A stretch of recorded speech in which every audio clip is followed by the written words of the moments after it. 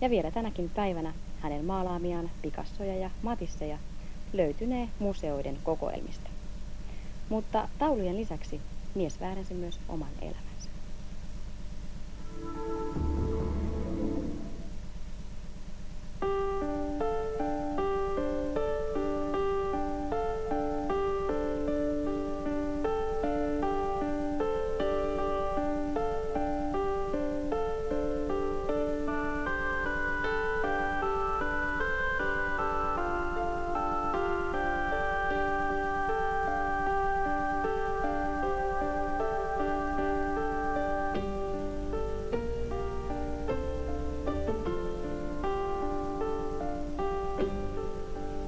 Picasso would get for something like that of $15,000-$20,000. I would sell it for less.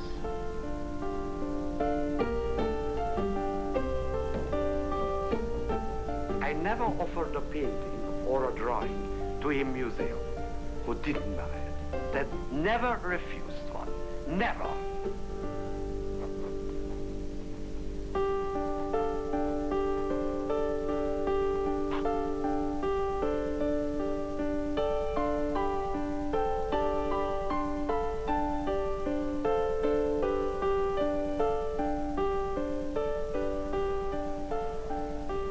What is genuine and what is fake? A question which has been asked since art began.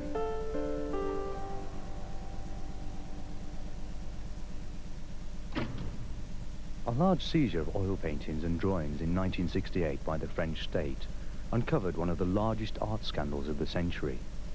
Who was this forger, whose brushstroke was so clever that he was at times confused with the greatest of artists?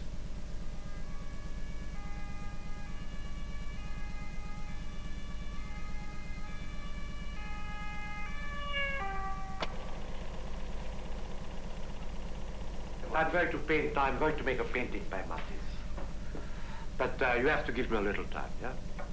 The forger's name? Elmyr de Hory. Seen here in an old film from the BBC's archive. Elmyr, the man labelled as the greatest art forger of our generation. It has been claimed that he not only managed to fool the art world over a period of 20 years, but that he also sold fakes for countless millions of dollars. Is it true that museums, galleries, art historians and collectors all over the world were tricked by his paintings? And if so, where are these forgeries now? Who fooled who? What is the truth and what is the myth? He was he had an incredible personality, incredible, very, very smart. He built the ideal family and the ideal story of himself. Yes, Elmyr was a big actor. It could be a very, very good actor, yes. He knew everybody on the island that was anybody, and he had friends all over the world who used to come and see him.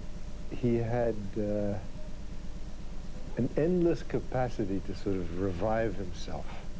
Yeah, he was a mystery. He certainly was a mystery. Yes. But for a while, I thought it a possibility that he had faked his own death. And I tried my best to find someone who had seen the corpse. And you know I never did.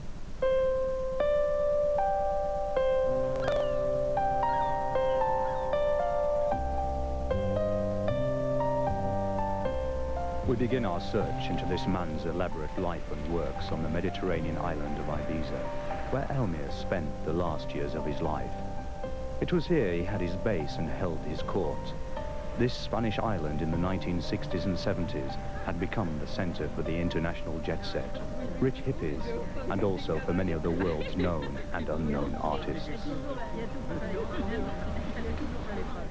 Café Montesol was, in the 1970s, the in place. It was where Elmyr drank his daily morning cup of coffee and where he kept himself updated with the island's latest news. Elmyr de Hory was also known as Hoffman, Doribotin, Cassou, Reynal, and Herzog.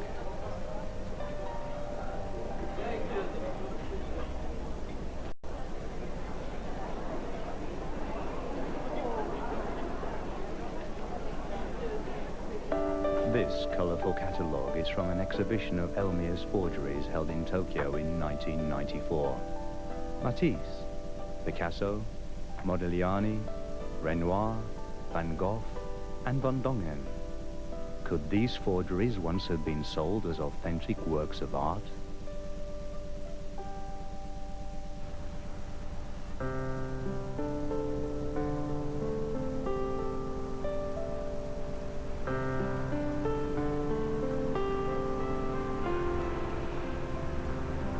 Let's start by traveling to Paris and meeting our most important source. Clifford Irving, author of the book Fake. Elmyr de Hory's official biography.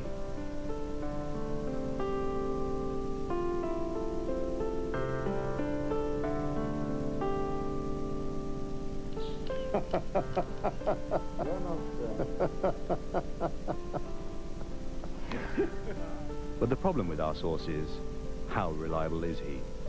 Irving is the same man who tried to publish the fabricated biography of the multimillionaire Howard Hughes, and who also made the cover of Time magazine as the 1972 Swindler of the Year.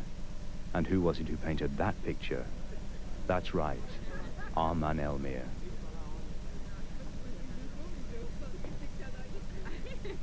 To do a Clifford Irving is a term used nowadays to describe writing a false biography.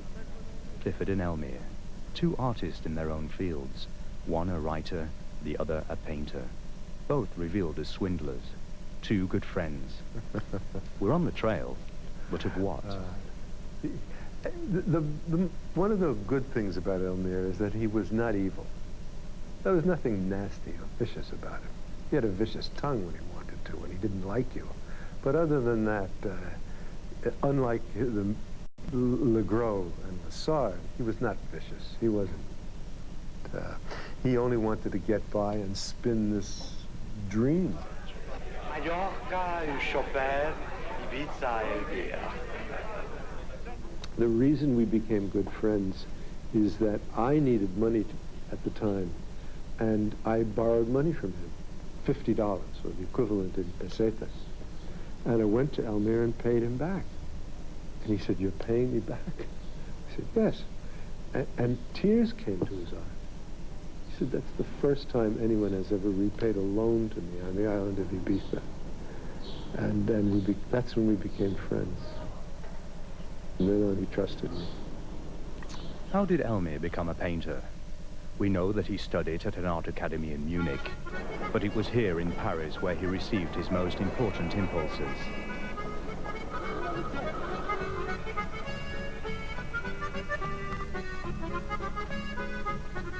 At the Académie Le Grand Chimère, Elmyr painted under the most prominent living artists during the 1930s, Matisse, Picasso, Leger, and Blommenk.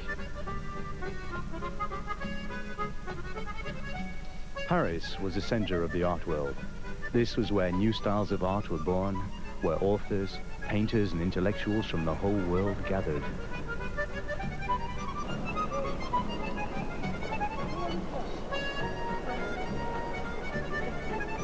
Elmyr tried to live off his own creativity as an artist for many years, but this brought him neither fame nor fortune.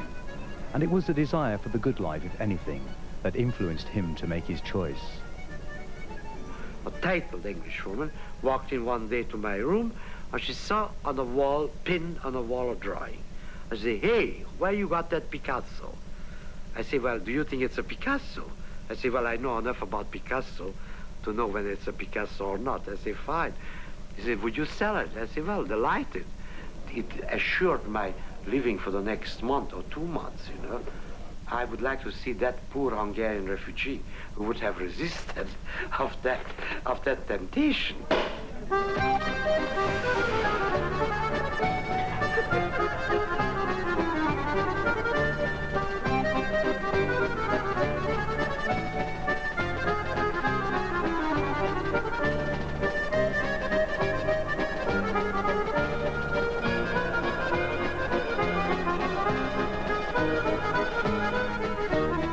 To be a great artist, or even a very fine artist, you have to be focused on that.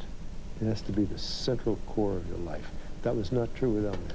the central core of his life were beautiful young men and pretense, and the life of a boulevardier.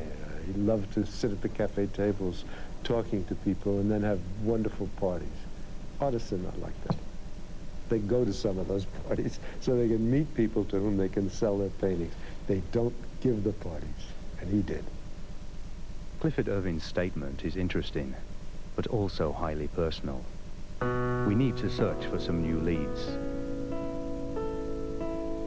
Here is a picture of a young man. In film taken from the BBC's archive, we can see the very same young man appear discreetly together with Elmyr. His name is Mark Forgy, Elmyr's friend and former flatmate in Ibiza from 1970 to 76. Mark lives alone now, in a house filled with mementos of Elmyr de Hory. His lifestyle is withdrawn, and during the night he works as a security guard. Mark is friendly and tells us that we are the first ones who are interested in hearing about his life with Elmyr. And yes, I do have quite a number of interesting stories. Where would you like to begin? Mark, come here. I want to show you. These are the drawings I made during the time I was in prison. In many respects, he was more of a father to me than my own father. And in that, I mean that at a very early age in my life, because I met him when I was just barely 20, he took me under his wing, so to speak, and began to give me a well-rounded education that no university could have given me.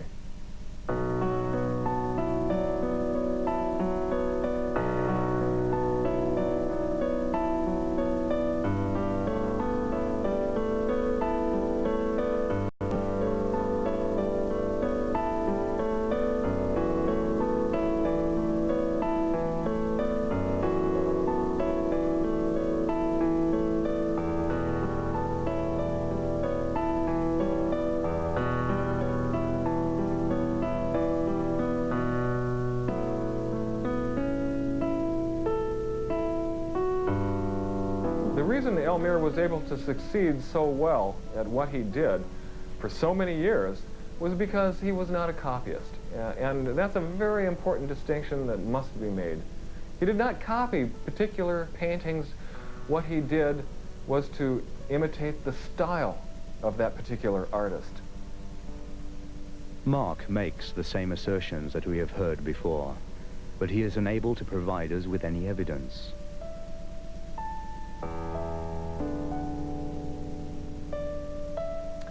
I think one of the questions that frequently comes up when talking about Elmyr is that I think people in the art community, museum directors and so forth, would be interested to really know how much of his work really filtered into the art market.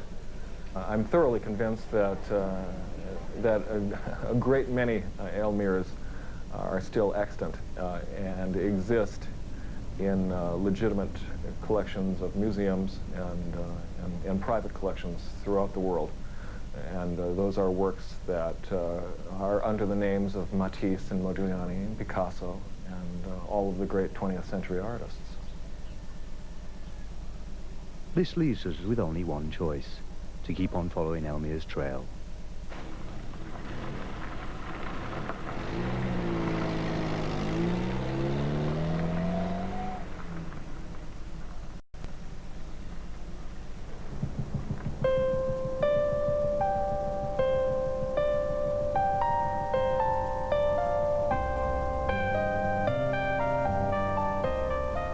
Stockholm. Let's look at a claim Elmyr made himself about something that happened in 1947. I sold 5 drawings to a big gallery called the United or International Gallery in Stockholm. After arriving in Stockholm, he checked into the Grand Hotel. He had with him 5 forged Picasso drawings, which he is said to have sold for $6,000. Elmyr said one of the experts who studied the drawings was employed by the National Museum. The museum's collection still contains a number of drawings by Picasso. In the 1970s, a question about one of the work's authenticity was raised. A Stockholm newspaper reported the possibility that it might have been drawn by Elmyr. However, there are a number of factors which make such a claim highly unlikely. Among them, the evidence that shows the museum's drawings were bought in 1945, 2 years before Elmyr paid his visit. There is also the price that Elmyr said he received for the drawings does not correspond with the market price for drawings by Picasso at the time. So where are the so-called Elmyr forgeries of Picasso? Hanging on the walls of some naive Swedish art lover? Or in another museum's collection? Or was the trip to Stockholm just another fabrication? The money I got somewhere around between $5,000 and $10,000 just for drawings. I took a one-way ticket to South America. We won't follow Elmyr to South America, only content ourselves with some stock shots and an old picture. Nothing illegal is supposed to have happened while he was there, according to Elmyr, that is. Somehow I got tired of Rio. I went to United States, and I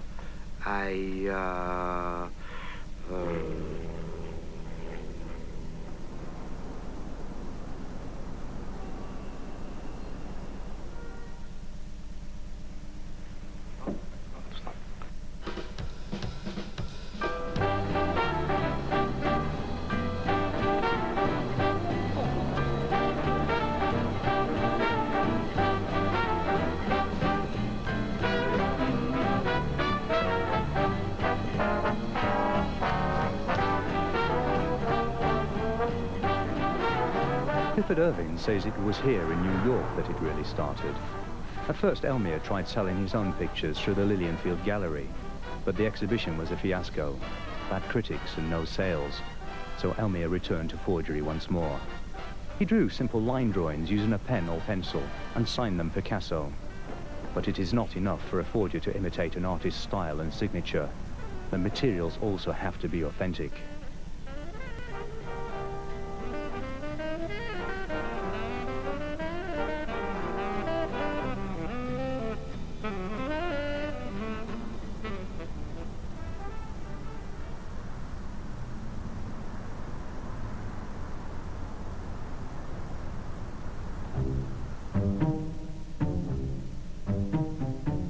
He combed through the second-hand bookshops on 4th Avenue and found what he was looking for. Old French art books that had blank white pages with the characteristic watermark. His first American victim was the New York branch of the Pearls Galleries, where, according to Irving, he sold a Picasso drawing. We contacted Pearls before traveling to New York. A pleasant conversation was very quickly cut short when we began to talk about Elmyr de Hory. No comments. When we visited Pearls a few months later, the gallery had been closed down.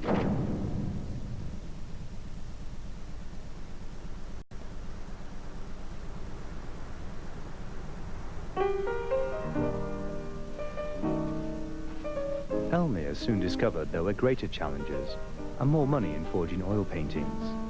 The business must have been good, as he was able to maintain an elegant lifestyle at the Waldorf Astoria.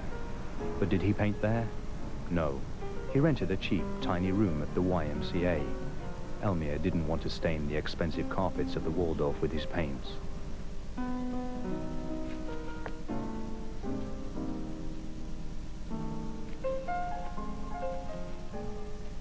Forging Modigliani works now became his favorite occupation, and he was apparently paid $6,000 for one by the Niveau Gallery.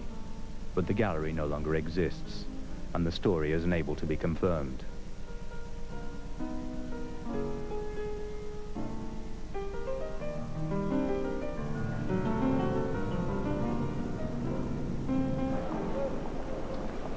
Irving lists several museums and collections in the United States in his book that were apparently swindled by de Hory, including the William Rockhill Nelson Gallery of Art and the Atkins Museum of Fine Art in Kansas, the Detroit Art Museum, the Chicago Art Institute, the Fogg Art Museum in Boston, and the Museum of Modern Art in New York.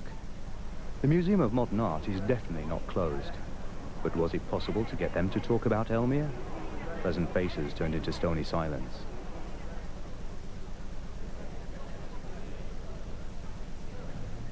Clifford Irvin had the same experience when working on his research for Elmyr's biography. He tells us about some of the typical answers from the various museum directors and gallery owners. No. You'd be wasting your time coming here, they said, to talk to us. We have nothing to tell you. Elmyr always said that. If a painting or drawing hangs in an established collection long enough, it becomes real. And this is a good illustration of that.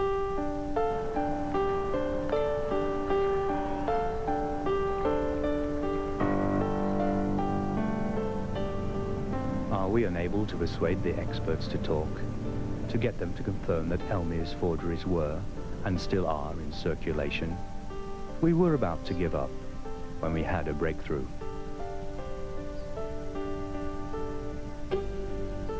The Fogg Art Museum in Boston, the museum which had been swindled by Elmyr in the 1950s.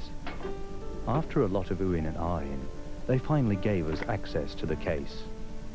In the Fogg archives, we searched through the correspondence between Elmyr, alias Mr. A. Renal, and the then curator, Agnes Mongan. The letters show that the Fogg Museum bought a Matisse drawing from Mr. Renal in 1955. Young woman with flowers and pomegranate. Suspicion arose later when the same Mr. Renal offered the museum 2 new drawings, one by Modigliani and another by Renoir. These were of such poor artistic quality that the picture that they had purchased earlier by Matisse was now examined more closely. The conclusion being, the drawing was an Elmyr Matisse. At last we had achieved our breakthrough and had an answer to our most important question. Elmyr had clearly managed to swindle a prominent university museum in the United States, at least for a while, and finally we were able to look at a genuine Elmyr forgery.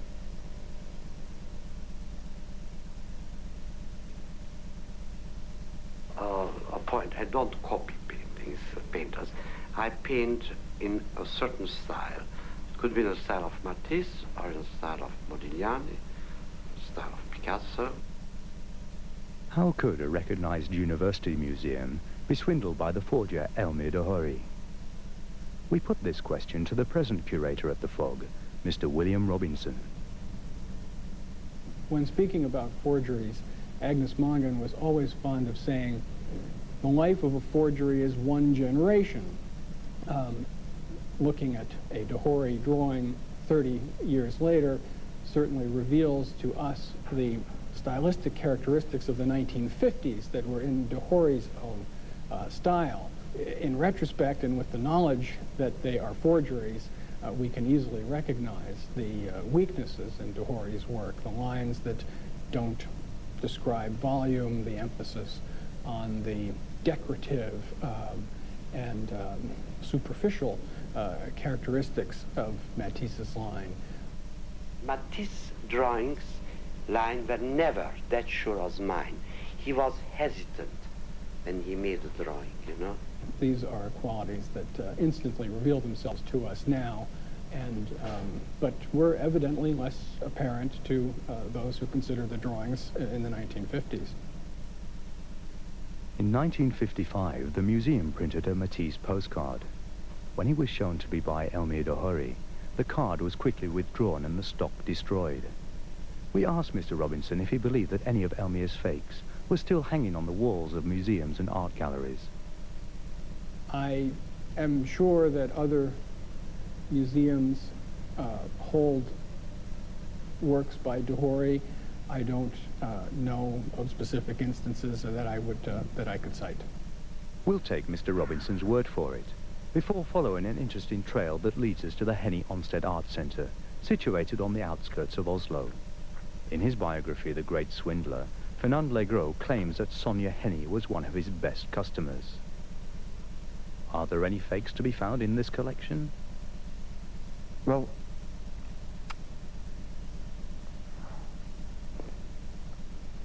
it could be false paintings in this collection. After doing some cross-checking, we discovered that one of the collection's pictures was bought from a gallery that is known to have sold a number of Elmyr's fakes. Could you show me the painting from the catalogue, please? Because I can't... We point the picture out to the curator, Mr. Erwin Stormbjerke, before asking Which him of to them? tell us about it. That one, yeah. This is one of the paintings we are going to investigate. Yes, it's a quite well-known painting. It has been in several exhibitions and have never been questioned. But according to your information, we are forced to question this painting and will investigate it, yes. Let's leave the Henny Onstead Centre to conduct its own investigations and turn our attention back to Elmyr.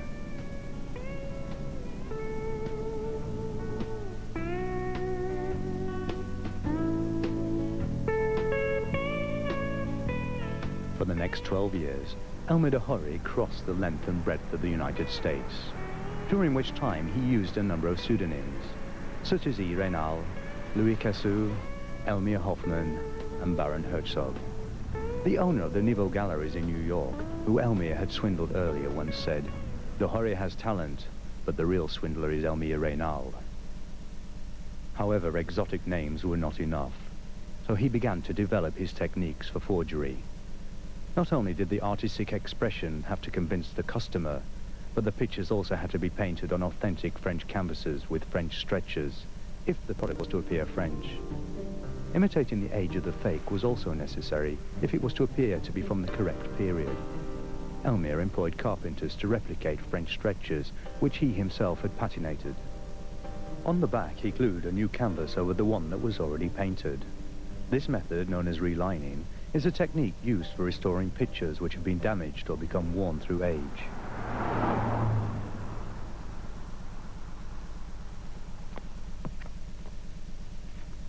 Another cunning technique he used involved forging art books containing folio illustrations. Elmyr replaced the photograph of the original painting shown in the book with one he had taken of his own fake. Selling a forged Modigliane or Duffy now became a lot easier when he was able to show the customers his pictures in recognized art books.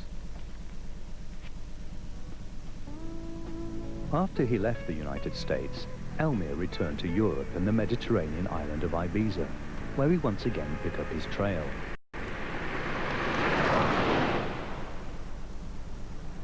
Before we delve into the dramatic years in Ibiza, the scandals, the exposure and the tragic end, let us try and get a clearer impression of Elmyr. One thing that we're almost certain about, Elmyr de Hory was Hungarian. Of others we are less certain, such as the date of his birth, 1911, which is written on his gravestone. His claim to be of aristocratic descent, and that his father was a diplomat and a member of the landed gentry by Lake Balaton.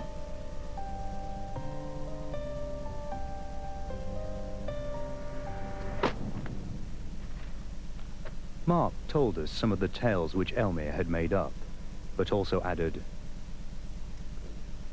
Elmyr portrayed a childhood that was bourgeois, comfortable, and I have no reason to disbelieve that from some of the early family photos that I possess of him.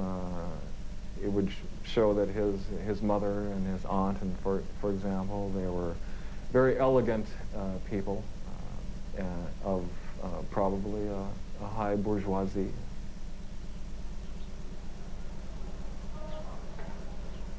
Living close to Café Montesol is retired estate agent Johannes Rod, a former close friend of both Mark and Elmyr. Did Elmyr tell her anything about his background? He was very secret about his family, and when he talked about his family, I know it wasn't the truth. No, absolutely not. Never. Not really. Or, no. Another close friend, Sandy Pratt, used to run a bar where Elmyr and his innermost circle regularly met. Could you hand me the specs which are in there? Don't forget that to all of us who know Western Europeans, English, Irish, Spanish, French. That world, the world of Hungary, you know, because of the war, and since the Iron Curtain had come clattering down, to us, you know, we knew nothing about it at all.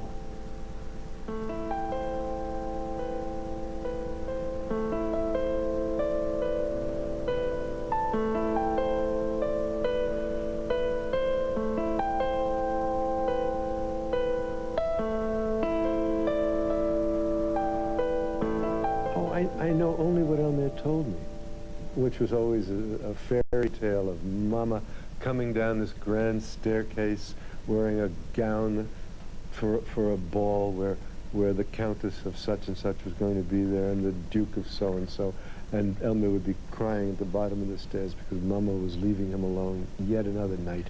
That was the version of his childhood that he told most of us.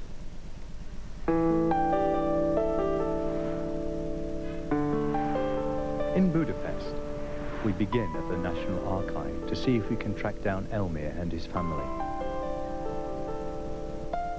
But we are unable to find any trace of a diplomat or member of the landed gentry which matches one of Elmyr's many surnames, Hory, Hoffman, or Herzog.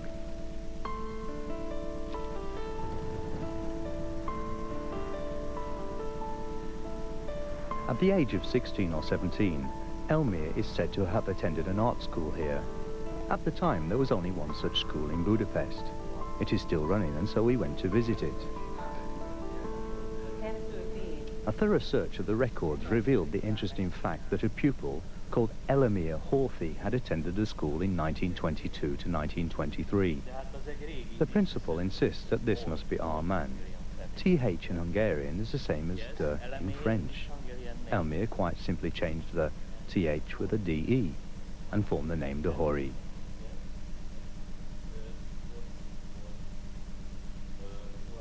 According to the school's ledgers, Elmyr was born in 1905 and not 1911 as stated on his gravestone. So another forgery by Elmyr is brought to light. It also confirms Mark's statement that Elmyr liked pretending he was younger than he actually was. The records also show that he was a Calvinist. We discovered the date Elmyr was christened and his parents' name and address, number 20 Barrow Street. Could anyone with the name Horthy still be living here? No. No one knows anybody by that name. Neither is there anything noble about this part of town, the place where Elmyr probably grew up at the turn of the century. It is a middle-class area, without a trace of Hungarian aristocracy. We returned to Ibiza and talked to Elmyr's old friends in order to continue our search. Vicente Ripas's home has a view over the main street and Café Montesol. He is a prominent lawyer, knows everyone who is worth knowing in Ibiza, and was a central figure in Elmyr's circle of friends.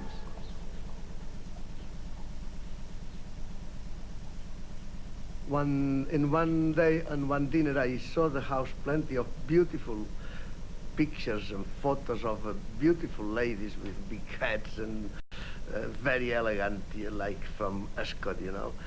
And I said, what are all these ladies? He said, it's my mother. And said, how many mothers do you have?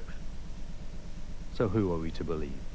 Some say this is a picture of Elmyr together with his older brother, while Elmyr told everyone it was his cousin. Who can tell? How to tell?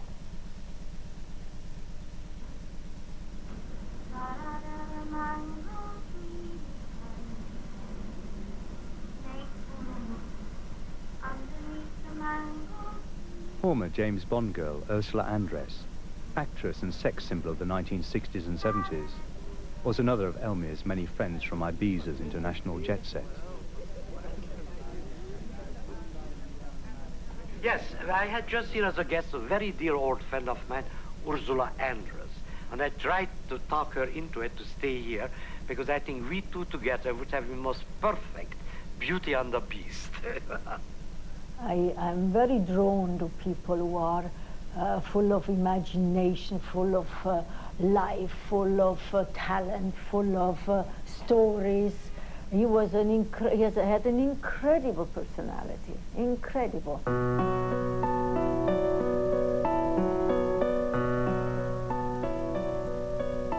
I see him so clear in front of me always. I see him with the white hair, with the big brown eyes, and having the rings and the chains and his basket, where he had everything in his basket. It was like a magic basket he had, always with him.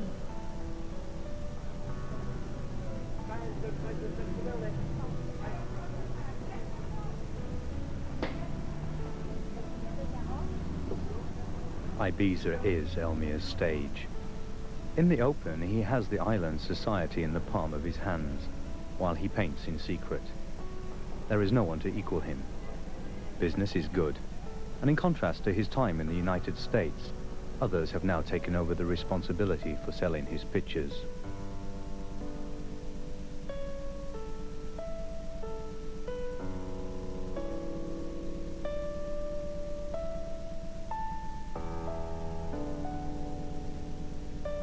Relinquishing control into their hands, however, increases the risk that something might go wrong and could ultimately lead to his downfall.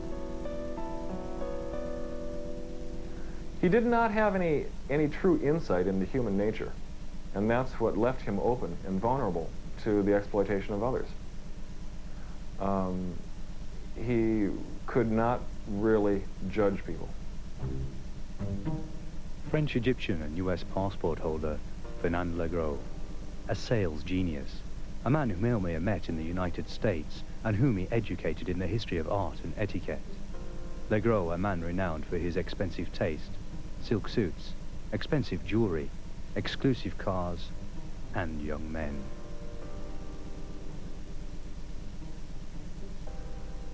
French-Canadian Réal Lessard, Legros' lover and business partner.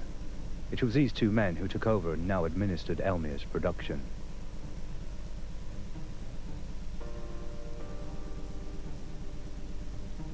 Réal Lessard and Fernand Legros. He was the expert at selling. They needed a place to keep these paintings. They brought a lot of paintings to England, and England was an easy place to fly into. Spain was always difficult, but England was easy. I lived near the airport. They used to fly in, pick up a few paintings, fly out somewhere, give me a little bit of incentive to keep them, and so that's how I got some of these paintings. Just outside London, we meet Anthony Hugo in another apartment filled with pictures by Elmyr, a former smuggler who during Franco's reign captained a boat which trafficked contraband between Gibraltar and Spain. Today, he describes his occupation as an artist's agent. He knew Elmyr well and was an important business partner of Lessard and Legros.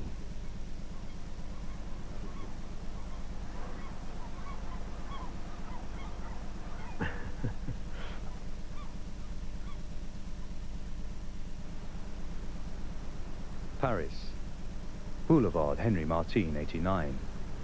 A royal apartment formerly owned by King Hassan of Morocco. Legros and Lessard based themselves here. They often threw glamorous high society parties, which were regularly attended by a number of leading French social figures. Parties which were in all probability financed by the profits from Elmyr's pictures. Their expensive lifestyle implies that it was Lessard and Legros that kept most of the money, leaving Elmyr with only a fraction. Poor Elmyr got very little out of it. They kept him on a string. They bought him a car, they built him a house, which in the end wasn't his, and they paid him a small retainer. But he never earned the big money that they said. He was always chasing them for money. No, he wasn't a businessman. And so that's why he was easily taken advantage of, again and again. Elmyr had some crazy idea that if he did the paintings, but didn't do the fake signature, then he hadn't done anything wrong. He hadn't committed a crime of anything. So Réal said, well, if you're too weak-kneed to do the signatures, don't worry about it, I'll do them. And he did. I remember Elmyr always, oh, no, I never ever sign one of those. I do not sign. It's all the galleries who do that to make more money.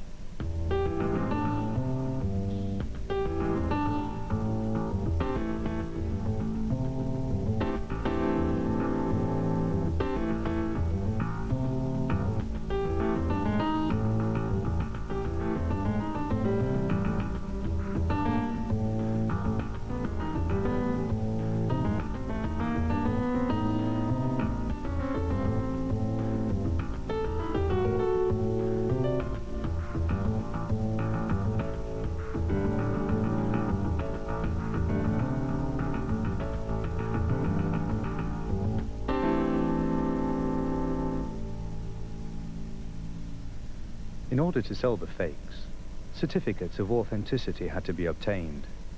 Legros and Lessard had connections with art experts, who, for cash payments, supplied them with the necessary documents.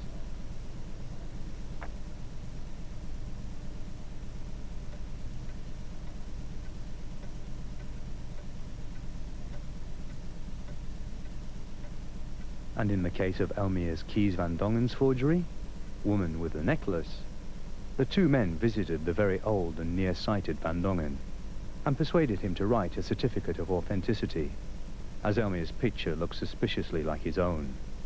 These were just some of their methods. They also had and found a French government official who was what the French government called an art expert.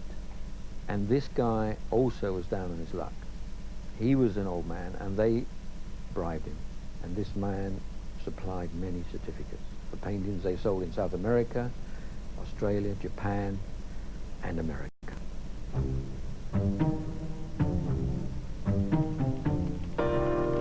the 1960s, Aage Aaberge, who owned the General American Oil Company, built up an impressive collection of post-impressionist paintings, many of which had been bought from Legros.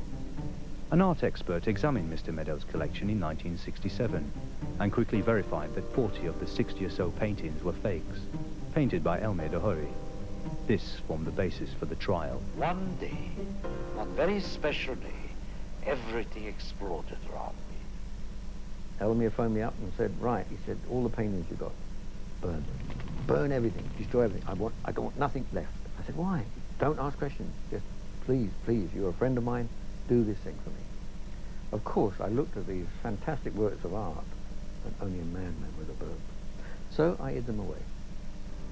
Legros was on the run. He went to Switzerland. He got arrested in Switzerland, and the same with Lessard.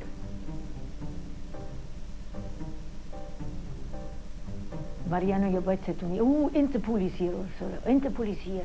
Go up to the house, see that all the paintings are, right, correct. He said, looking for paintings that he signed or something like that. Everybody said, that's incredible. Our Elmyr, our dear friend Elmyr, now makes all this big scandal. This is out of our mind. But at the same time, we accept and we think that it's more Elmyr than before. This is a great success. It could be described as scandalous success that France, where the trial was due to be held, had no extradition treaty with Spain, and a shocked Elmyr was not only able to continue living in Ibiza, he was also able to bask in his newfound fame. At one of Elmyr's parties, both he and Clifford Irving lavishly amused themselves over the newspaper reports. A man who holds the art world to ransom. Holds the art world to ransom. And you went to parties and the rooms would be full of people, and the one word you could hear was Elmyr, Elmyr, Elmyr, Elmyr. It was like a buzz. And so that was lots of fun, yes. Elmyr was in his glory. He was a snob at heart, and when it came to high society, he couldn't get enough. But he was lovable. It is ironic that Elmyr now sold more than ever before. People still wanted to own a Picasso, Matisse, and Modigliane, but now they wanted them in the style of signed Elmyr. And Elmyr Matisse now became worth a lot of money in its own right, due to his new celebrity status as a forger. And as long as he signed his paintings with his own name, he was not breaking the law. Life still had its biting irony. He was able to make a good living, live very comfortably from the sale of his works, but they didn't want Elmyrs by Elmyr. They wanted Elmyr Picassos, Elmyr Modiglianes, Elmyr Matisses, and so forth.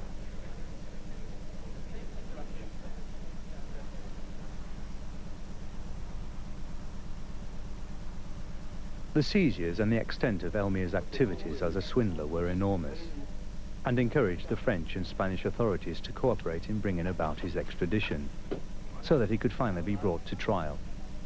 In 1976, Elmyr's future began to look very bleak indeed. Elmyr didn't know exactly what his situation was going to be with the extradition demands. He was thinking to buy, and he bought some fake passport to go to somewhere in America, on South America. I knew that Elmyr had 2 false passports. And when I made inquiry at the town hall about what effects had been found, the passports were not found there.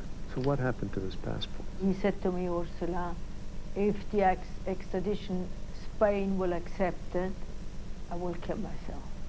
I will never ever go to France, because I don't want to be killed by somebody else. Because he said, if I get there, Miss Fernando Gros with all the things, he said she will get me.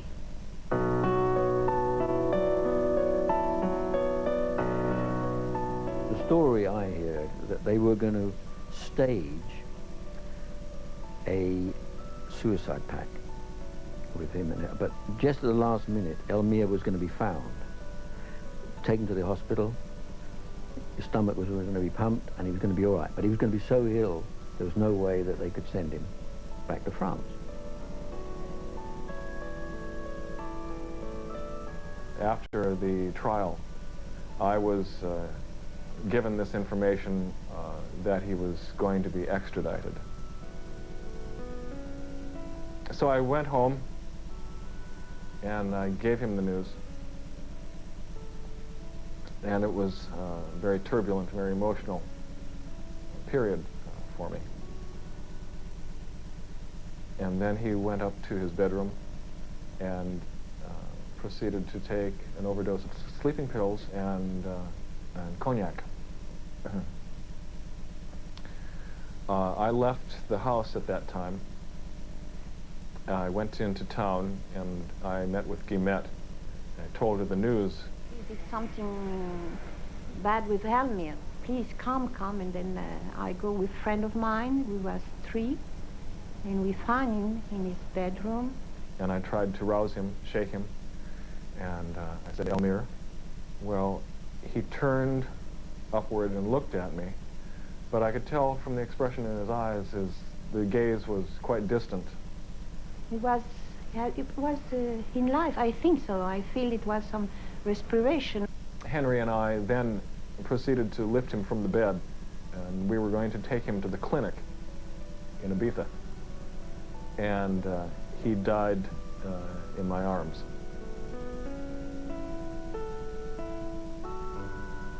A few years after his death, I heard from someone I know that he had been seen in Italy on the street by a woman who knew him. She saw him in a crowd nearby, and she said, Elmyr! And the person froze and ran. This is tremendously funny. Now Elmyr is Elvis.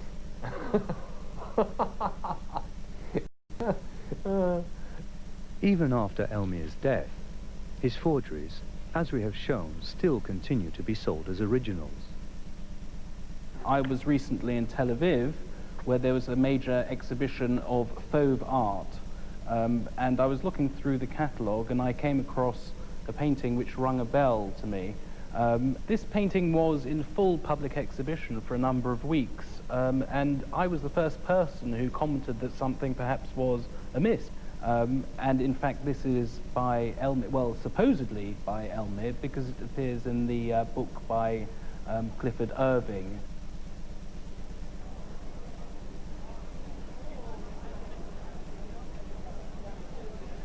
We still have the catalogue with us, from the large exhibition of Elmyr's forgeries held in Japan.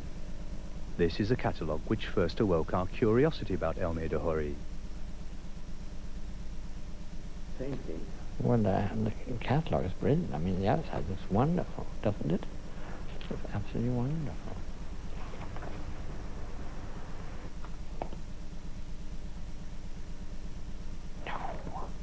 No, he never copied any of these.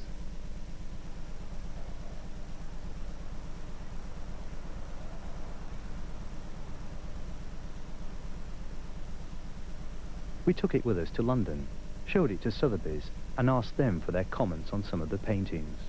Well, I have to say they're not as high quality copies as I've experienced from Elmyr himself. I have to say that. My God, What's that? Japanese Modiglianeja or what? The coloration is all wrong. The balance is all wrong. Everything about them is not the sort of work that Elmyr de Hory would ever produce. He couldn't produce this. Yeah, and certainly the Degas is not what I would expect to see from Elmyr, to be honest with you. He wasn't a bad painter. He was a gifted man. Frankly, I don't know exactly where that falls on the sin list. I don't know if it's a crime or a joke. You know, making fake fakes. What they say, fact is stranger than fiction. If there is anything to be learnt by all this, it is that as long as there is an art market, there will always be forgers. Or as the old saying goes, if fools did not go to markets, cracked pots and false wares would not be sold.